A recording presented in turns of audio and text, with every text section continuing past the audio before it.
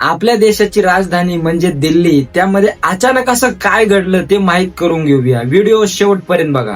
10 November 6:50 दिल्लीच्या लाल किल्ल्याच्या आजूबाजूला नेहमी सारखे लोक, कोणी कामावरून घरी जात होतं तर कोणी तिथे फिरत होतं. पण 6:52 मेट्रो आणि लाल किल्ल्यापाशी असलेल्या सुभाष मार्ट पाशी ट्रॅफिक सिग्नल पाशी हुंडाई i20 कार येते. अचानकपणे तिच्यातून एक मोठा ब्लास्ट होतो. मित्रो, हा ब्लास्ट एवढा मोठा होता, जो ब्लास्ट झाला त्याच्या आजूबाजूला एवढ्या गाड्या होत्या, त्या सर्व गाड्या जळून खाक झाल्या आणि एका झटक्यामध्ये 8 लोकांचा मृत्यू आणि 20 लोकांपेक्षा जास्त लोक जखमी झाले. आणि हे इन्सिडेंट लाईव्ह बघणारे लोक म्हणतात हा ब्लास्ट एवढा मोठा होता की एक मोठी इमारत कोसळली असेल.